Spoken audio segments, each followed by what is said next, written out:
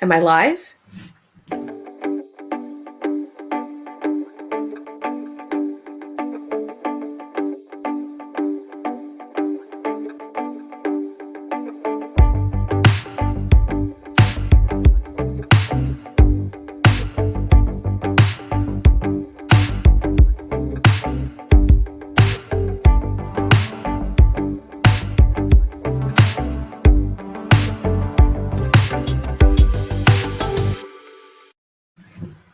Hello and welcome to Knit Tea Live. I hope this is working right now because I am doing a new way of streaming. I'm using a new web-based application to do this.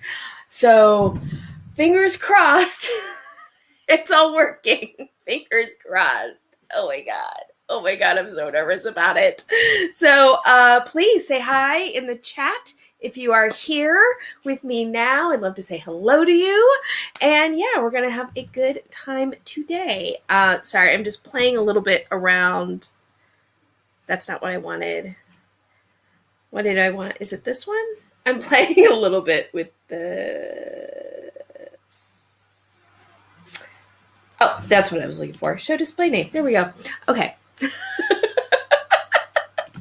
Okay, so welcome again to Knit Tea Live. This is the weekly, well, right now it's the twice a month live stream where we get together and we chat about our favorite things around knitting.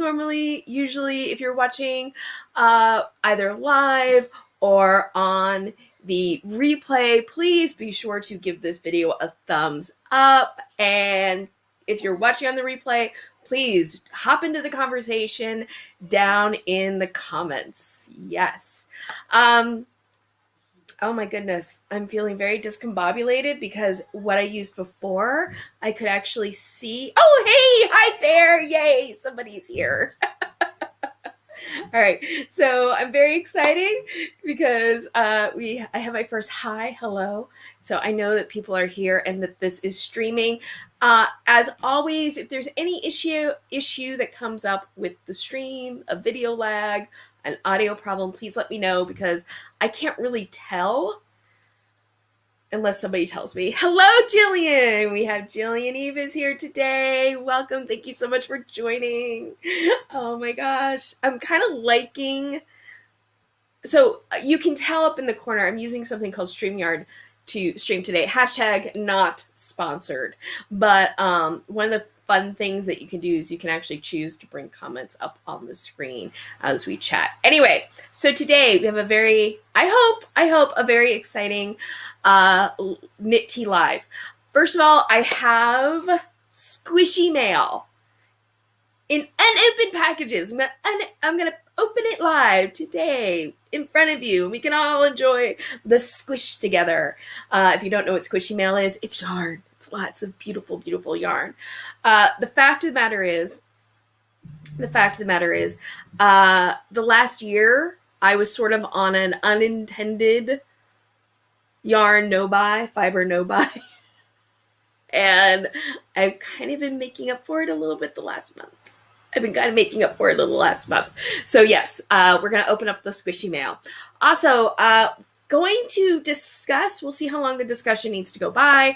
We are going to discuss a little bit Ravelry. Now, what I'm going to share with you about Ravelry is not necessarily related to Ravelry accessibility. This is actually something that is really sort of more independent designer business related and the Ravelry backend related, but it's something very interesting that's going on, or at least popped up this past week because one of Ravelry's most active groups for years has come out to caution independent designers from using Ravelry to sell their patterns. So kind of a big deal, but I think something that's also a little inside baseball flying a little bit under the radar.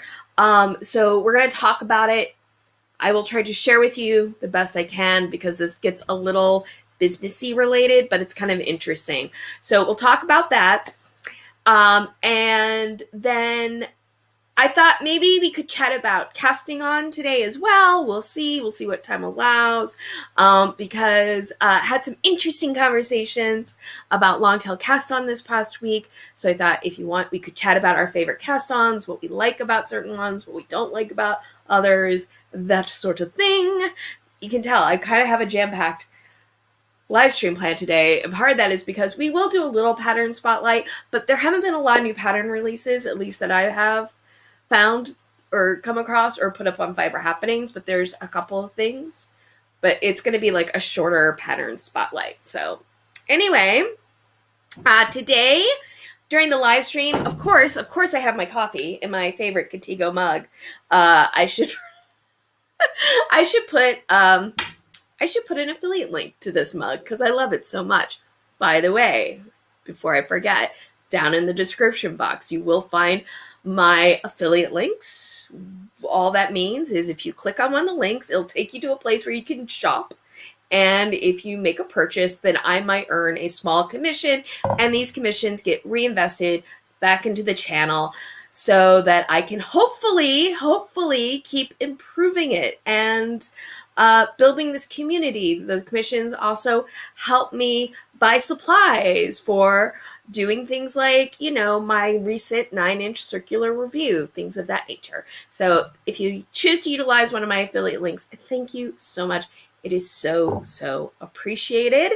Also down in the description box, if you're watching on the replay and you want to leave me a tip, you can buy me a coffee. Right now, all of my tips are being saved up to fund another year of my paid web hosting thing that I use to host my website, which is the home of Fiber Happenings and my blog. So I'm coming up to a year anniversary on that, so I'm saving up to up my plan for another year. So if you'd like to leave me a tip, you can buy me a coffee, or if you're watching live right now, you can use a super chat. Super chat is kind of like YouTube's tip jar, and it highlights your comment so it can get featured, and you can tip whatever you like. All tips are greatly appreciated. So yeah, you can use a super chat. The other thing, though, I'm drinking today is something a little bit fun because I am having a Bloody Mary. It's been a rough week, if you want to know the truth. If you follow me on Twitter, you know that I sprained my ankle on Tuesday. So, yeah, and it was this is one of the not great sprains of my life. It was not, it's very bruised. The swelling has finally gone down. It's still swollen, but it's not as swollen as it has been, so that's good. But yeah, it was a not fun week in that arena. So anyway, that's okay though, because we're here together, and we're going to have some fun and look at the squish. So who's ready for some squish? I'm ready for some squish. Let's jump into the squish. All right, so I've got 3 packages here, and, I was going to try to use my overhead camera with this setup, but it's not working, so we're going to have to just utilize the one camera for this. But that's okay. So this is the first package. Yay! There. Yay, squish. Yay. So this is the first package we're going to be looking at, and it's a smaller one, but there is something besides squish in here that I'm very, very, very excited about. So let's open it up. I'm going to be very careful. I'm going to use scissors, but I'm going to be very, very careful in using my scissors to open this, because in a Facebook group once, a woman posted a photo of post-opened Squish Mail. Her husband didn't know what it was and decided to open it for her, and he used a pair of scissors and he cut right through, and her yarn it wasn't pretty. It was destroyed, and it's like, just one of those moments where you're just horrified. It was just like, oh my God, and this is why my husband never opens my mail and I don't open his packages because we never know what the other one has got and we just don't want to be responsible. Let's see if I can get away with not. Oh, I don't need to use scissors. Yay, it opened easily. So this is from Jimmy Bean's World. Again, hashtag not affiliated. See, the first thing in here. I'm so excited. So excited. The yarn. I just love it. Ooh, pretty yarn. Now, I can tell already on camera. This is reading like very teal blue, so the color is not accurate. This is, in fact, a green. This is Cascade 220. This is just Cascade 220 in a hank. This is the non-superwash version. The color, what's the name of the color? Where's the color? Where's the color? I need the color. 9686. That is not the nice color name. I don't see the color name on it. Oh, they just have the color number. But it's a really lovely light green color. It does have blue in it. It's a bluish green, but this is, I know, appearing far more teal on the webcam than it is. It's much more green. But yeah, so this is a Cascade 220. The reason I purchased this, and I only purchased one hank of this, is because this is actually for review. I am working on what I'm calling a workhouse wool review. I'm taking a look at just affordable 100% wool that you can find either at a big box store like Joann's or Knit Picks. I'm going to compare and contrast because, yes, you can find 100% wool at some Joann's and Michael's. It depends on how big the store is, but it does exist. So I'm going to be reviewing, comparing, contrasting just workhorse wool. So I got a Cascade 220 because you might hear my daughter. They're home from the playground. But anyway, oh, by the way, happy Mother's Day to everybody who celebrates Mother's Day. I know that for some people, Mother's Day can be not necessarily an easy day. And I want you to know that I see you and I respect that this may not be an easy day for you, but for people who celebrate Mother's Day, who this is a special day, happy Mother's Day. Yeah, so this is going to be for review, this Cascade 220. I have used quite a bit of Cascade 220 Superwash, but I wanted to definitely try out a non-Superwash Cascade 220. So, yay. And right now, doesn't have a lot of smell. A little bit. Really got to inhale. But I'm not getting like that real hit of like sheep lanolin that I really like to get. Feels nice. It's not the softest wool in the world, just on first touch. But it feels like, it feels like a nice wool. But got to go through the whole process. I got to go through the whole testing process. But here's the thing in the package I'm really, really excited about. Here it is. Ready? Are you ready? Are you ready? Oh my God, I'm so excited about this, guys. I'm so excited. This is the Knitter's Pride. Can you see it? Can you read it? There we go. Teal. This is the Knitter's Pride Mindful Interchangeable Cord. Why am I so excited about this? Why am I so excited about a Knitter's Pride interchangeable cable? Well, I'm excited about this because this is not the usual Knitter's Pride cable.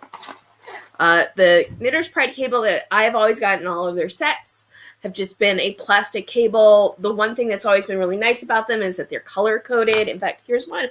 I got one right here. Excuse me if my mic suddenly goes wonky. Here we go. This is the typical Knitter's Pride cable. It's just a plastic cable, and it's fine. This is the 24-inch cable. But it's going to have memory. This type of cable will have some memory to it. This cable right here is not supposed to be plastic cable. From what I understand, this is supposed to be a plastic covered steel cable. Now, if you've ever heard of that, you might recognize that from Chia Goo. Chia Goo, what I think is the thing that makes the Chia Goo needle so special. I mean, the needle is very good. It's a very well-made needle. No, I mean, the needle is a very good needle. But what really sets Chia Goo apart from the other interchangeable needle sets that you find out there at that same price point is the cable, which is a plastic-covered steel cable, and it has no memory. It doesn't kink. It's just it is a really amazing cable. And this, I'm gonna test it out, and I will let you know for sure. But this might be a alternative to the Chia Goo. I can tell you right now, having it in my hand, it does not feel the same as the Chia Goo needle. Even though this is supposed to be, let's see, one cord. It comes with really pretty end caps too. I didn't know that when I bought these. Let's take a look at that real quick. Sorry, I got totally distracted. Oh my gosh, this is so cute. Sorry, I will get back, but I got distracted by the cute. These are the end caps that come with it. Can you focus on that? It's hard to see because of the light, but it has just a little bit like a flower motif. It's super cute. It's like a little button. But look at the key. The key is not just like a T-pin. The key has a little ball on the end of it. So that's really cute. This is a very cute little set here. But, sorry, I got distracted by that. But yes, memory-free cord. This Knitter's Pride, it says on the packaging, memory-free cord, easy to grip end caps, and a beaded cord key, which I think is really cool, actually. I think a beaded cord key might actually be easier to tie on to onto a cable. Here's the other interesting thing. I don't know how useful this is going to be. The other interesting thing about this cable, and again, I don't know if you can see this on camera. Maybe you can. Oh, there. You see these little dots on the cable? Those are supposed to be 1-inch marks. So the idea is they are putting 1-inch marks on their cables so that you can help measure, use your cable to measure. I don't know how useful that's going to be. The thing I'm most curious about, though, is this going to be memory-free like the Chia Goo? I've got to admit, this little bit of spiral that's happening right now is interesting. I don't recall anything like that happening with Chia Goo, but it straightens out really easily. So I really need to give these like a full workout to know for sure. But yeah, so I will report back. We'll see if it's a full video or if I just talk about it on live stream. You can let me know. Bear Crochet. Oh, I have been interested in those. I know. Somebody mentioned them, and I've been so curious. And Jimmy Beans has these. So I'm going to try these out. And let me know right now in comments during the live stream or down in the comments if you want a full video review of this cable in comparison to Chia Goo cable, or if you just are like, you can just update on the live stream, that's fine. Happy to do either. Oops. Happy to do either. By the way, if you don't know, since hitting 1,000 subscribers, I now have a community tab on my channel, which is really exciting. So I am trying to post over there, put polls up. I'll put a poll up about whether you want a full video review of this cable or if you just would like a live stream update. So you can let me know what you like. So yeah. Anyway, I love the theme though. I didn't even realize this when I ordered it. Green, by the way, is my favorite color. And look, the packaging is green. And my yarn, even though it looks blue to you probably, is green. So, okay. Let's see. Bears, like, they make a swivel version of those too that I'm curious about. Oh, man. I haven't found the swivel version. I gotta look into it more. I feel like Knitter's Pride, maybe I'm wrong. I feel like Knitter's Pride is really making a run at being the more affordable, economical everything. I mean, admittedly, Knitter's Pride has always been the more economical, interchangeable needle system, but I feel like they're really trying to like go almost next level with it. If you want to know the truth, I've always been a little bit surprised that the other brands have not tried to do their own sort of memory-free cable like Chiagu's. Because all it is, it's just a plastic-covered steel wire. Like, I mean, like Addy. I'm not 100% sure, for example, why Addy wouldn't try maybe to come up with their own sort of cable thing. By the way, speaking of Addy, I posted about this, but Addy has changed their, they made change to their needles. They used to, use your words. For their turbos and Addy rockets, they've always been made out of hollow brass and then it had a nickel coating.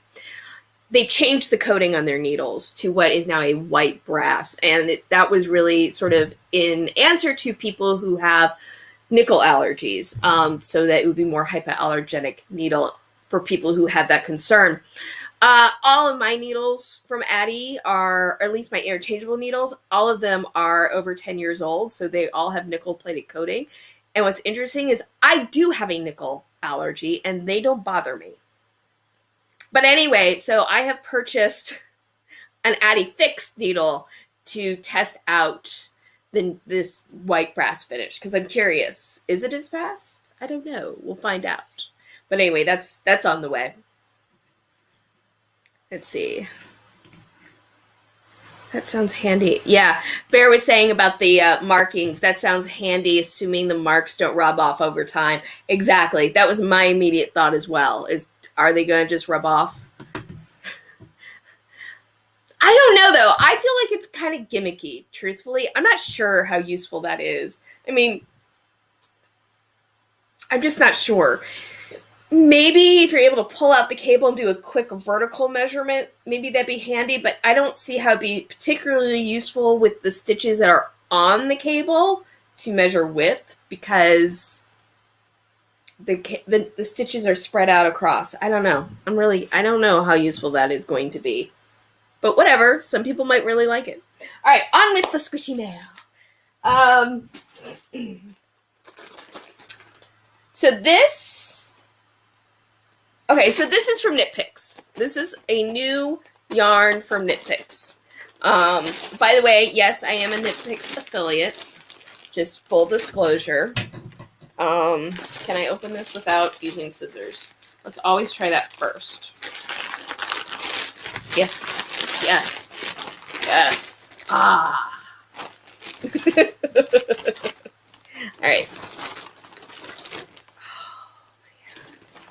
So this is their new high desert worsted weighted wool.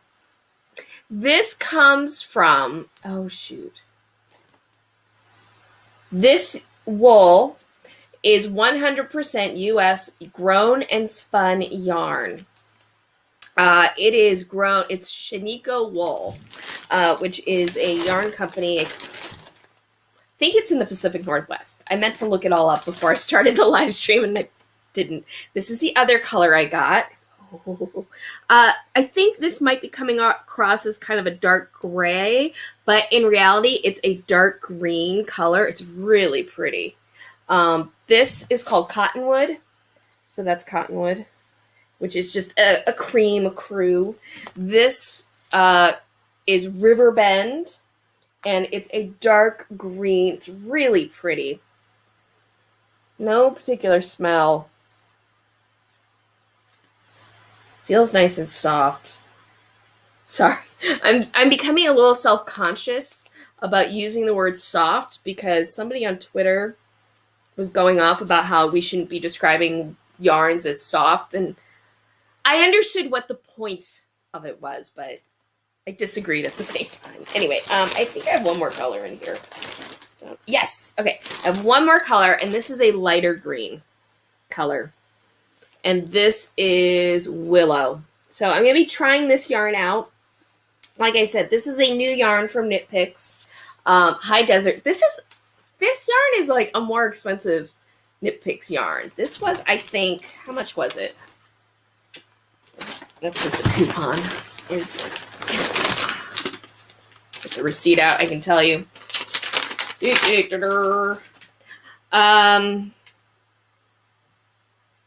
I can't tell you. That's weird. The price isn't on there? Oh. Okay. It was around, if memory serves, $18 a ball. You get a generous amount, though. I mean, it's 217 yards, 100 grams of wool. And this is a nice light green. Did I tell you the name? Yes, Willow. This is a nice light green. It's very earthy. These are very earthy tones. And I got 2 of the cottonwood, one to swatch with, one to make with. And my plan for this is I'm going to make a hat. I have an idea in my head, a colorwork hat using these colors.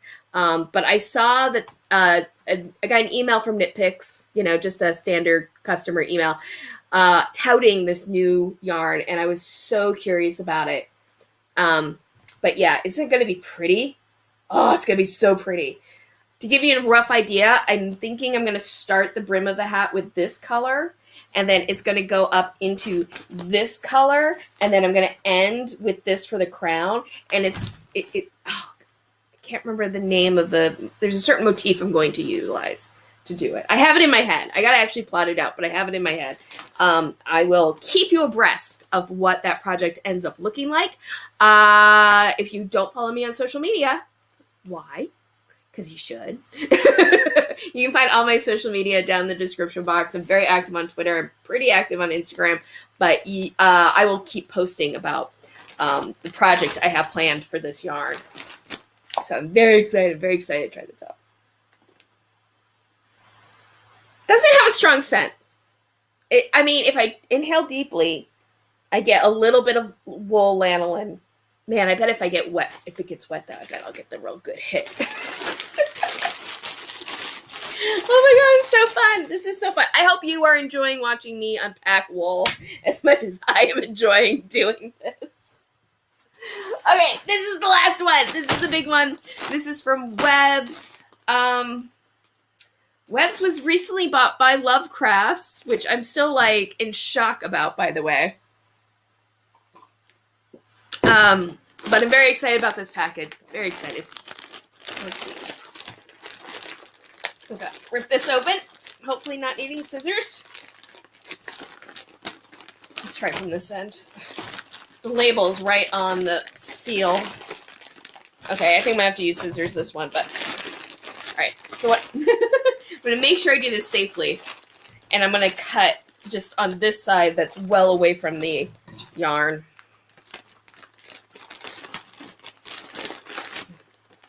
So I don't accidentally destroy my purchase. Oh, that'd be devastating. Ooh.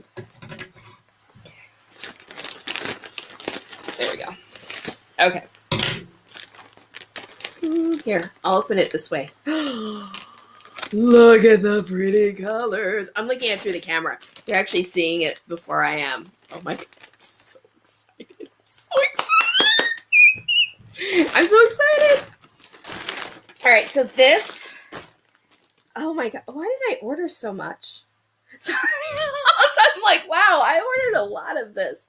Well, not that much, but I ordered a significant amount, but there's a good reason why. Anyway, so I'll just pull out a little bit. This, I ordered 3 colors of this yarn. Oh my god, I love this one so much.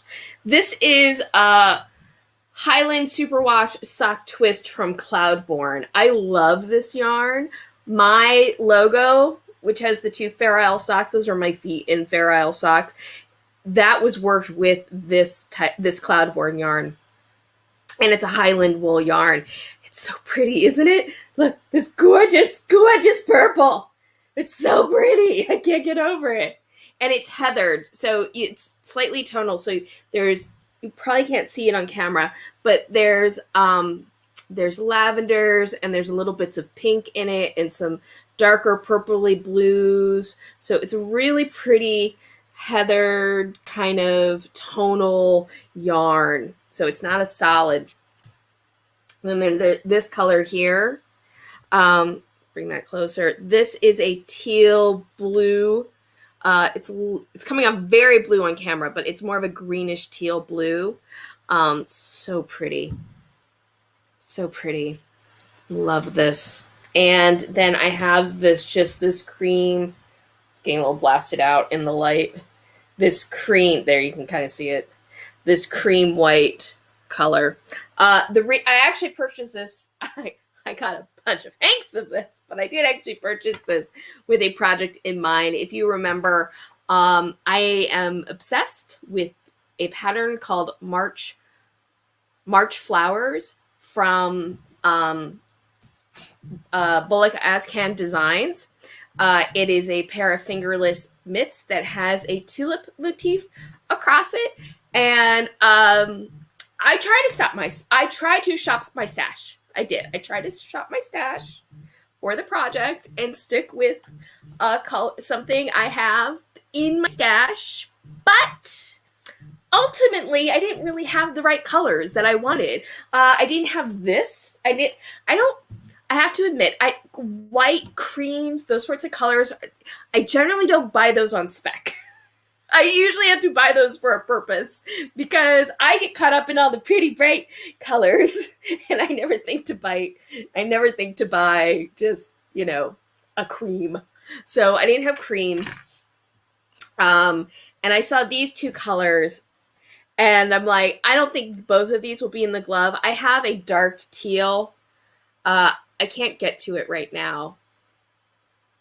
I'm trying to look around to see if maybe I have some, but I don't. I have a dark teal in this yarn that I'm going to use for the body of the glove, but I couldn't decide if I wanted blue tulips, teal tulips, or purple tulips. So I just went ahead and got both because I'll use these. I will knit socks with these. I will. So yes, I'm so excited. Oh, so funny. Jillian, yes. Why did I order so much, says everyone who ever opens Squishy Mail. Right? Yeah, I am not unusual. I am not an unusual knitter going, why did I order so much of this? Well, it's webs. I was close to the free shipping. I was like, well, if I just add a hank, I only need one hank, but you never know. I might need a swatch. I have other projects. I should just go ahead and get to that free shipping, and feel like I got a deal. So, oh my gosh. Yes, I agree. I totally agree. This is so pretty. So I'm very excited. I am, by the way, on a total fingerless glove kick this year. I mean, I've always enjoyed doing those kind of projects, but I'm totally on a finger. What is it, by the way? I mean, I feel like I personally use fingerless glove and fingerless mitten interchangeably. And then, of course, you have wrist warmers. But what is the difference between a fingerless glove, a fingerless mitt, and a wrist warmer? Or is there a difference? And there all really are interchangeable terms. But I feel like there probably are. I mean, I always kind of assumed that a fingerless glove, you actually knit the little bit of finger to go part way up, and a fingerless mitt is just straight across with no fingers. But I like saying fingerless glove more than I like saying fingerless mitt, so I tend to just say fingerless glove. And wrist warmers. What makes a wrist warmer different than either a mitt, a fingerless mitt, or a fingerless glove? Is it because you just have no gusset and just a hole for the thumb to go through? I don't know. If you know, please let me know.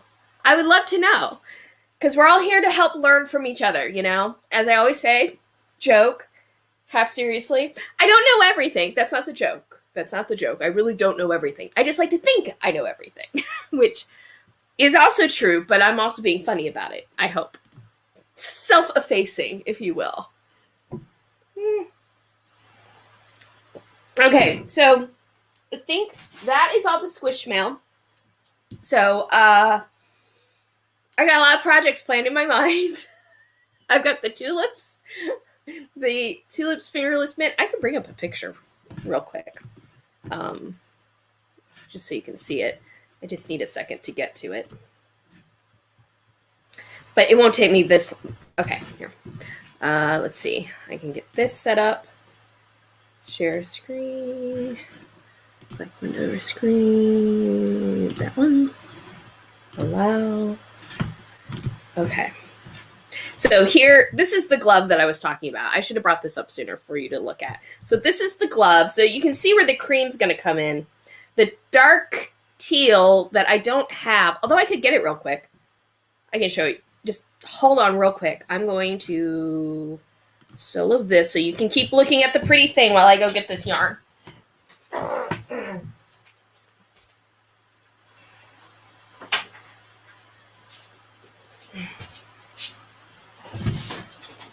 Okay, I'm back.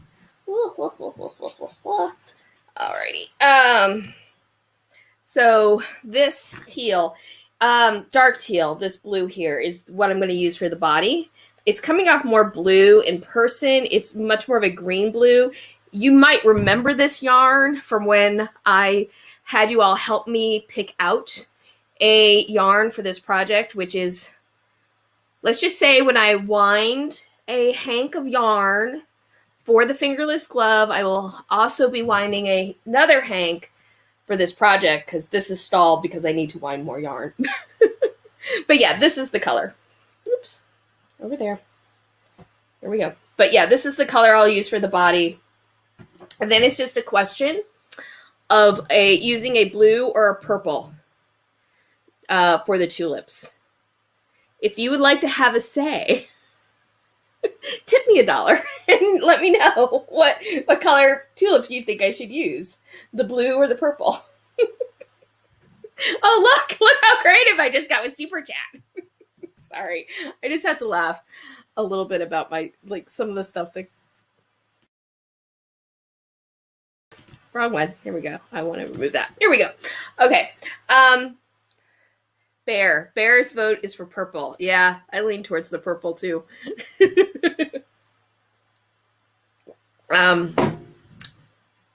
But yeah, the purple's really cute. Yeah, and the gloves they're adorable. That pattern, like I said, it's March Flowers. It's by Bullock Ozcan Designs. I wrote it wrong. You can find a link for it on my blog because this was my March pattern of the month.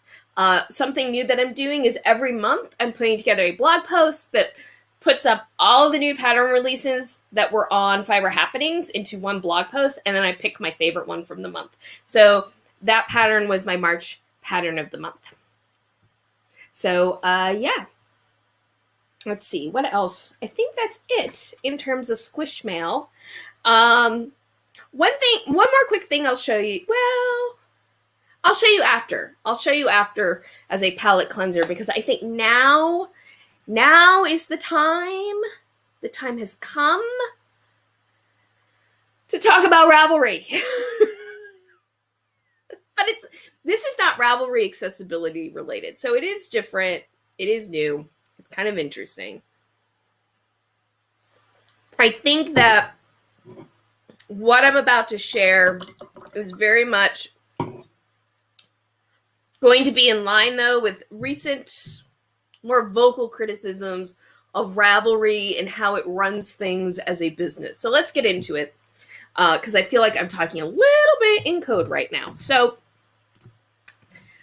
on May 6th, let's see, Tuesday was, I don't remember all the dates. May 6th, whatever date that was. The owner of Eden, I want that to be bigger. Can I make that? There we go. The owner of Eden Cottage sent out this tweet. Victoria. Confusion. Ravelry have randomly stopped adding VAT on pattern sales to the EU, UK, and Australia.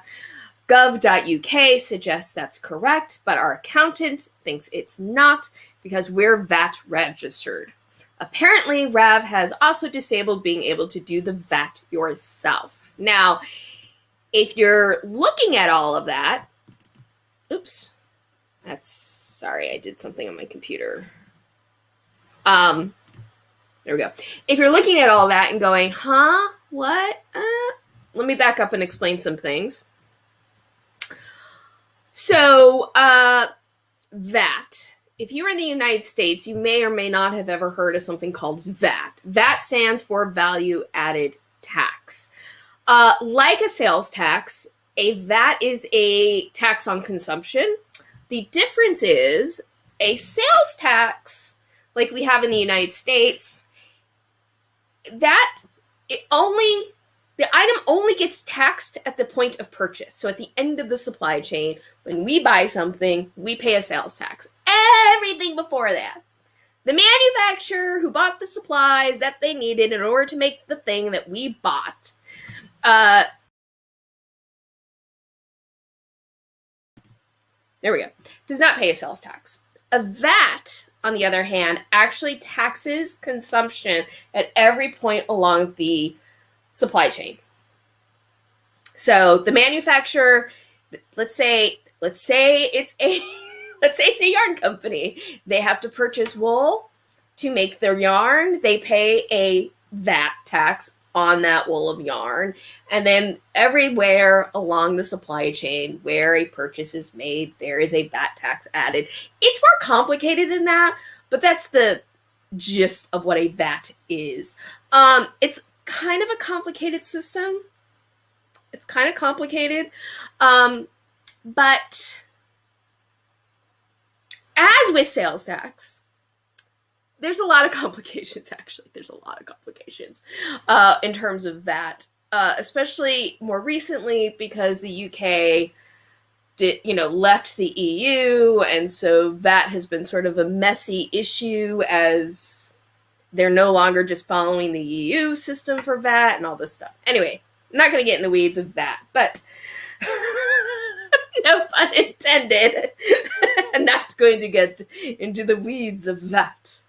Anyway, so last year, apparently, from what I understand, the thing with sales tax or VATs, it's like, how do governments tax digital items or not tax digital items? It's complicated because they're not a physical good, but they still are like, hey, there's a place where we can get some revenue to pay for things. So we should figure out how we want to tax this stuff. So last year, I guess, the UK said, okay, things like books, magazines, there's not going to be a VAT on that. So you make a purchase, you just pay the price. There's no VAT on digital PDF downloads of things like books and magazines. Okay. Well, there is confusion about whether knitting patterns fall into that category or if a knitting pattern is considered a digital service. So prior to all that happening, Ravelry, on their end, this is a back-end thing, they basically set up the system so that if you are based in a country that has a VAT system, you could turn that on and have VAT added to the purchase so that your VAT is covered, and then you can pay your VAT taxes to the government and everything's well and good. Everything's fine. Well, because of this recent thing that the UK has done in terms of saying there's no VAT on digital books and magazines and what have you, Ravelry turned off adding VAT to patterns that for some designers, right? And that is what that tweet is about. The problem is there's confusion about whether that was the right decision. Ravelry apparently, I guess, thinks that in terms of the UK, there's no VAT for the designers. But the designers, they have, their accountants telling them, oh, that's the wrong one. This one? Nope. This one has accountants saying, nope, we think you still owe a VAT. So there's all these sales that they had last year. Basically, at the end of the day, the upshot is for Eden Cottage is they sold patterns last year. There was no VAT added to those sales. But they still had to pay the VAT. But now that is coming out of their own pocket. So that's kind of a problem. Eating Cottage said, you know what? We've been wanting to leave Ravelry anyway because all of the accessibility stuff, and they pulled all of their pattern sales off of Ravelry, and now they're only selling their patterns off Rav. Here's where it gets interesting, right? Here's where it gets interesting, because there is a group on Ravelry called Demon Trolls, and Demon Trolls is really a kind of fiber community consumer advocacy group. They really track down and look at independent sellers of yarn, patterns, what have you, and say, is that a scam? Are they doing good businesses or not? And it's a very active group. It's a very active group on Ravelry. It has been a very active group on Ravelry for years. So after Eating Cottage tweeted out about pulling their patterns off of Ravelry because of the whole VAT situation, I think it was I can tell you for sure. Oh, same day. One of the moderators from Demon Trolls tweeted this. Let me make sure I got that.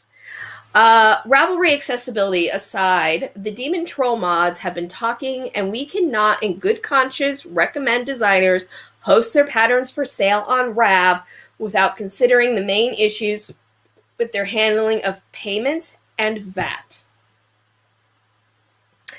And this is not the whole thread, but it was certainly, I would say, somewhat discouraging, maybe, designers from relying on Ravelry to do their sales. So that is kind of what happened with Ravelry this week. And it's complicated. It's very businessy. To stream. There we go. I would say for most average crafter consumer, this is all a little inside baseball. To me, what I thought was interesting about this was it would be one thing if Ravelry had turned off the ability to add that to your sales if they had communicated it. But apparently, from what I can kind of suss out, and maybe I have this wrong, just based on what I read and what I asked and what was relayed to me and also kind of what was not relayed to me, because I did ask. I was like, did Ravelry communicate to anybody that they were turning off the ability to add VAT to the sale? And I didn't really get an answer to that question, but it based on just sort of inductive reasoning, it doesn't sound like Ravelry sent out an email to everybody going, hey guys, we know these are complicated issues. Our understanding, though, is that in the UK, there is no VAT for pattern sales, so we are taking that function off of the website. Because that wouldn't necessarily have been the worst thing. If that had happened, the designers on their end could have gone, okay, we can't just add VAT on top of our pattern price. So now we'll have to increase our pattern prices to sort of account for VAT that needs to get paid.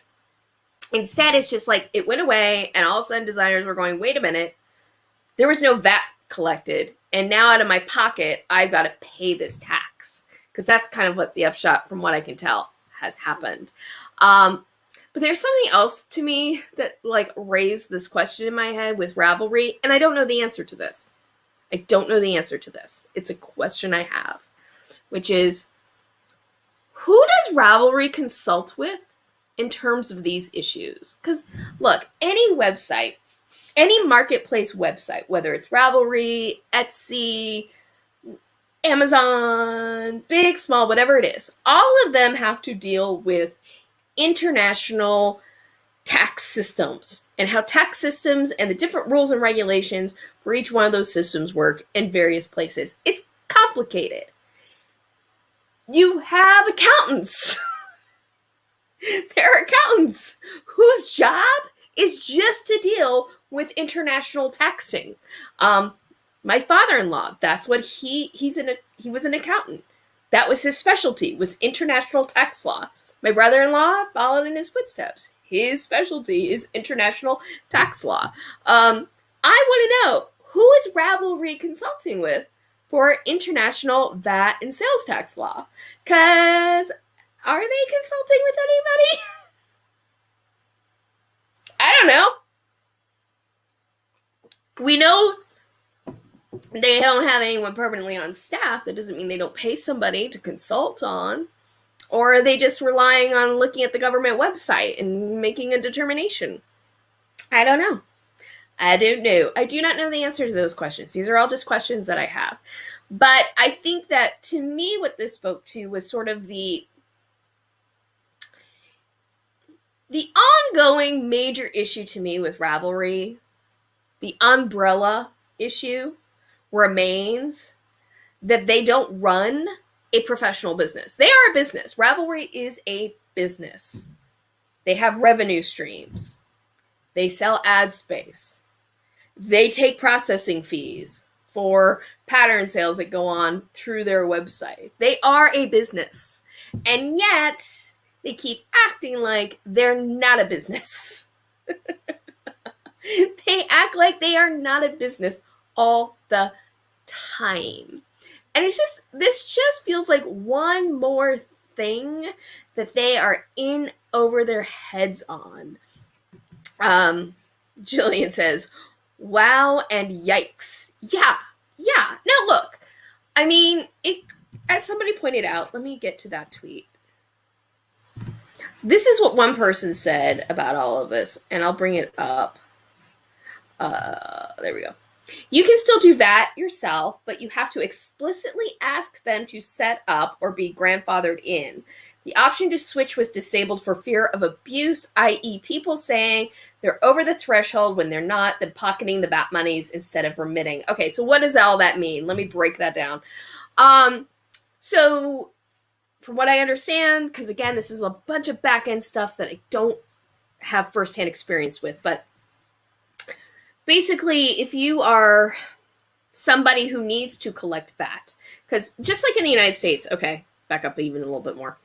In the United States, sales tax, you actually have to, before you are required to collect and remit sales tax, if you are selling goods on something like Etsy for a certain jurisdiction, a lot of times you have to meet a certain threshold, meaning like you have to make like 10,000, I'm making this number up. I'm not an accountant, I'm not a tax person.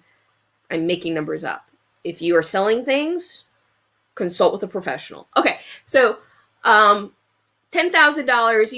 you make $10,000 worth of sales. You then are going to be responsible to collect sales tax and remit that to the proper authority. But if you're under that threshold, it's like they're not going to come after you, basically, from what I understand. Again, not a professional. I don't know for sure.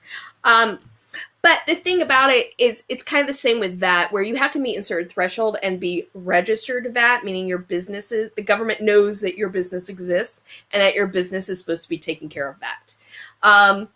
Sorry, every time I say VAT now, all I can think of is Dracula and going, VAT. You have to take out a VAT. Anyway, sorry. I blame the Bloody Mary. But, sorry. Bloody Dracula, VAT. But, I was going off on something. Shoot, I totally lost my train of thought. ADD brain. Undiagnosed. Anyway, so it's a bit of a mess. And, Ravelry, how they set things up. So you could, if you were a VAT registered business, you knew that you needed to add VAT, you could just click a button and every sale VAT would be added onto the sale, no problem. The other thing you could do was you could choose to add the VAT on top yourself. So you could say, okay, it's this percentage, just add it on to my sales price and do it myself manually. And what this tweet is basically saying is that now they've taken off even the option of being able to manually add the VAT on top of your price yourself. And it's not an illegitimate concern to say, okay, somebody could just say, hey, I'm going to add that on top of it to make it look like my pattern doesn't cost as much as it does, and then I'll just pocket that money and not send it off to, I mean, okay, yeah, sure, that's That's a somewhat legitimate concern. But I don't feel like that is necessarily the way to handle the situation. And again, it comes back down to communication. Is Ravelry communicating effectively with designers about these decisions they're making in terms of turning on and turning off features on their platform? And, this is one of those things where if you're in the United States, none of this affects you, right? This is going to affect certain people in certain parts of the world, right? It's not going to affect everybody.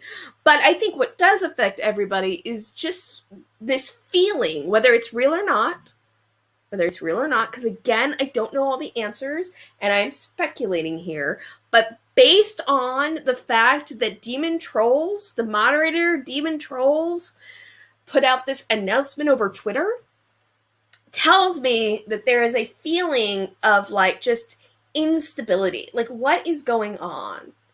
Can we trust Ravelry? So I think it's something interesting that's going on with Ravelry. I think it's something that may or may not end up being a big deal, but I do think that it just speaks to a certain...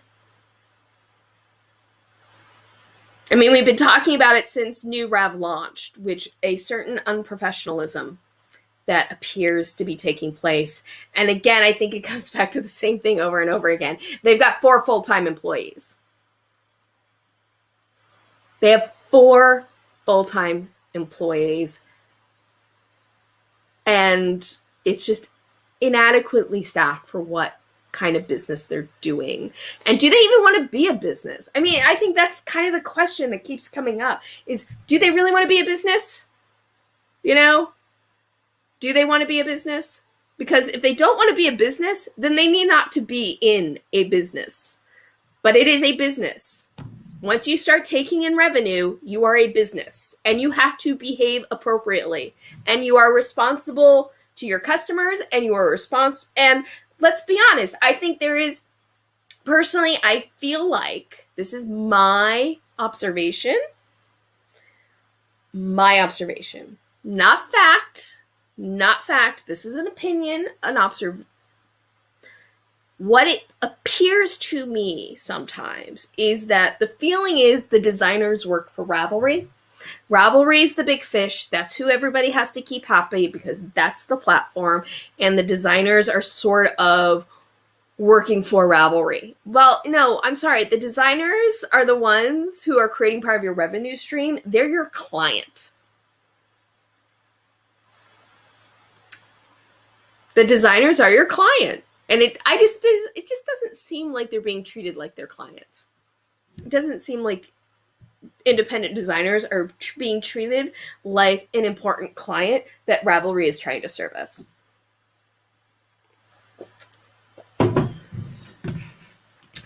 Bear, right. A pattern of behavior that hasn't been good. No, it has not been good. It's been very destructive, actually. Okay. So if anybody else has anything else to say about Ravelry in this latest development, I will keep an eye on the chat, but we are getting near the end of the hour, so I do want to quickly highlight the new pattern release this week. There's one.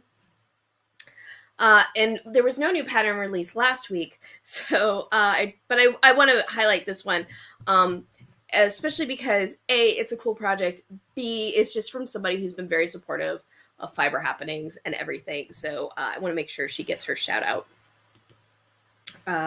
This one. This is the Amy Snell Devious Knitter, the Wonderoo sock. This is her latest new pattern. Now you might go, wait, didn't she have Wonder something? Yes. She had another sock called the Wanderling. This is the Wonderoo sock. And it is a cabled pattern. It's kind of a companion sock pattern to her previous one, is how she described it. And I'm going to just click over to her website real quick. Sorry, gotta watch this load. Okay. I'm going to I'm going to solo this, and just as it loads, because this actually took to all of her patterns. The Wanderoo. Okay, so actually I'll show you this one as well. Go back to this. So this was the Wanderly sock right here on the bottom left of the screen. That is the gray and red sock. And the Wanderoo is this new pattern, very much in the same vein, a cabled pattern. Oops. I'm already subscribed. Thank you. And this is the sibling sock to Wanderly, follows a similar route, but sometimes breaks its own trail with new cable pattern, differing heel construction, and a longer color block on the cuff. Like its sibling, Wanderoo takes us on a little adventure. So this is the sock, and I wish I could zoom in. Can I zoom in this way? There we go. I'll zoom in like that. And you can see the pattern here. So it's a fun little cable not little, but it's a fun cable pattern sock. It's from Amy Snell. So that's the new pattern from this month. And you can find links to that and everything else on my website, knitswhereitsat.com. Fiber Happenings is its own page now. And you can find links to all sorts of patterns. Also, I do want to, let me get to it. Did I have it here? I pinned it. I wanted to show off, I did my blog post for April patterns. So right now, up on my blog, you can find all the patterns that were released and featured on Fiber Happenings during the month of April. And here is my April 2021 pattern of the month. This pattern is from Sarah Dawn's Design and is a Celtic hood pattern.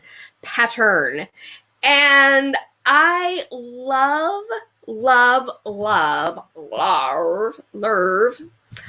the idea behind this pattern. I'm going to click over to her Etsy store so we can take a closer look at it, but I'm not going to make you like load through it. Get to, here we go. Sorry, it's going to start getting a little slow because I'm doing a lot on my computer. Oh, but this picture, you can really see the cable pattern. Okay. Here we go. So this is the cable pattern, and this is like a hoodie. It's a hood with a little bit of kind of a shoulder cape cowl that goes over it. And I love the idea of this type of pattern because it's like you can turn any outfit and add a hoodie on top of it. And in Southern California, even though we're in the spring, at night, it still gets nippy at night. It still gets a little chilly. And like this, to me, has such a great practical application. And I love this cable patterning here, this detail. And even reading through the description of it, it has like a lot of fun techniques that come into it because you knit in the round. There's sections of it that you knit flat. There are sections of it where you're going to be picking up and knitting stitches. So there's a lot of fun little adventures in this pattern. And I just thought it was a really cool idea, something really, really original. And I wanted to give it a special shout out. So this is my April pattern of the month from Sarah Dawn's Designs. And I'm going to bring this up. Jillian Eve, I'm frying over half a sock because the stitch pattern in the cuff doesn't stretch over my heel. Oh no! This is perfect timing. I needed some fresh inspiration. I hate that. I hate when a cuff doesn't go over the heel. Speaking of socks, by the way, let me show off my whip real quick as we get near to the end. I'm knitting a sock. This is the sock that I'm knitting, and I put in a little bit of, this is a German twist cabling technique, which I love doing. I don't know if you can see it real well. If you've been following me on Instagram, you've been seeing the progress of this sock. And I knitted it with a 2x2 ribbing, the whole sock. So what's nice about knitting a sock with ribbing like this is like it makes fit a lot easier because the ribbing will really like stretch and form around things. But here's the thing. I'm doing a flap and gusset. I almost never knit a flap and gusset. And every time Kate Atherley on Twitter goes on about why flap and gusset is the superior heel construction, and she's not wrong, but anyway, I always feel like, oh, but I don't want to. But I'm doing a flap and gusset. I'm using Eye of Partridge stitch pattern for my heel stitch pattern. yeah, so that's where I'm at with it. I started this on a 9-inch circular, and as I expected, doing this little bit of stitch texture, a little bit of cabling technique at a 9-inch circular was hell, and I switched to my beloved 2 circular needles. So anyway, that's my work in progress. That's my major work in progress right now. I have so many whips, though. Like, I really have no business starting that sock when I have so many other whips going on, but alas, I'm the boss of my knitting. I get to choose what I want to knit when I want to knit it, okay? No judgment. Okay, so it is time to wrap things up. So next week, I'm going to have a new video. I shot it yesterday. I'm really curious what it's going to be like, because I'll be honest, I was in a fair amount of discomfort when I was shooting my video yesterday because of my sprained ankle. But I did a video on bind-offs. I planned a lot for this week. Anyway, that's fine. I'm doing a video on bind-offs, my top tips for perfecting the standard bind-off, aka the chain bind-off, aka the first bind-off probably every knitter learns how to do. Many knitters, it's the only bind-off they ever learn to do. I'm giving my top tips on perfecting it. And I'm actually kind of excited about it because if you want to know the truth, I don't love the chain bind-off. I don't love it. I think it's an easy bind-off to do, but I think it's a hard bind-off to do really well. But I think because I've struggled with this bind-off, I've actually found good strategies for it. So sometimes the thing that we struggle with is the thing that teaches us the most. And that's how I feel about this bind-off. So that's going to be my video next week. Probably will not have a Knit Tea Live. Probably not. And I want to thank everybody who, whether you're watching live now or you're watching on the replay, I want to thank you so much for your support and being with me on this journey to 1,000 subscribers. Because I'll be honest, I had to take a paying gig.